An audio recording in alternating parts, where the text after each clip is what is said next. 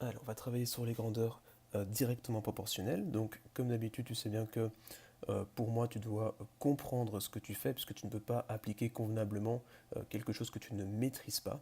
Donc, bien connaître tes définitions, bien connaître ton vocabulaire. Donc, deux grandeurs sont directement proportionnelles si le quotient d'une valeur de y par la valeur de x lui correspondant est constant. C'est une grosse définition, mais c'est pas grave, on va un petit peu regarder tout ça.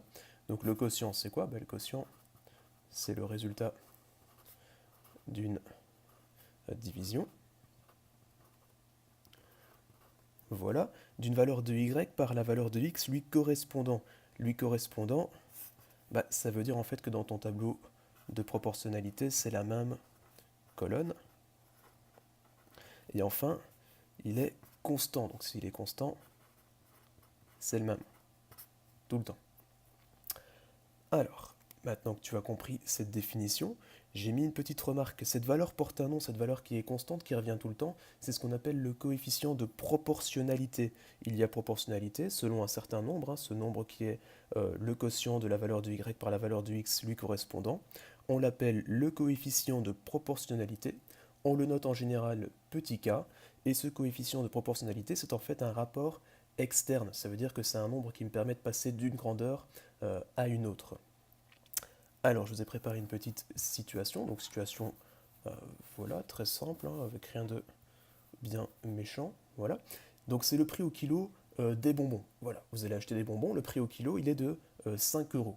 Donc, pour les bonbons, au kilo, si je prends 1 kilo de bonbons, je vais payer 5 euros. Si je prends 2 kilos de bonbons, forcément, je vais payer 10 euros, 3 kilos 15. Si je prends 0,5 kg, donc 500 grammes, je vais payer 2,50 € et pour 10 kilos de bonbons, bon, il faut déjà y aller pour acheter 10 kilos de bonbons, mais ça va vous coûter 50 euros.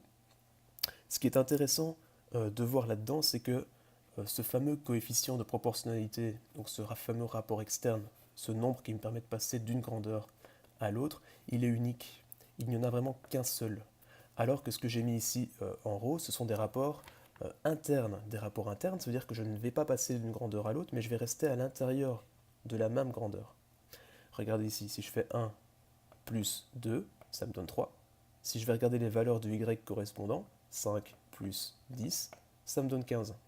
Si je fais 1 fois 2, ça fait 2. Si je fais 5 fois 2, ça fait 10. Si je fais 2 divisé par 4, 0,5. 10 divisé par 4, 2,5. Et ça fonctionne tout le temps. On peut vraiment en trouver énormément des rapports internes. Bon, je vais terminer cette petite vidéo sur les grandeurs directement proportionnelles, juste pour rappeler le lien. Voilà cette petite égalité ici. Quand on dit que y est égal à 5 fois x, donc c'est le lien entre mes deux grandeurs. Le prix que je vais payer, je ne peux pas le contrôler, ce prix que je vais payer. Il va dépendre de quoi? Il va dépendre de la quantité, donc de la masse de bonbons que je vais acheter. Donc y est égal dans ce cas-ci à 5 fois la masse de bonbons que je vais acheter. Donc par exemple, si je vais au magasin, je dis tiens voilà, j'aimerais acheter 5 kilos de bonbons, et bien le prix que je vais payer, 5 fois 5 kilos, donc 25 euros à payer.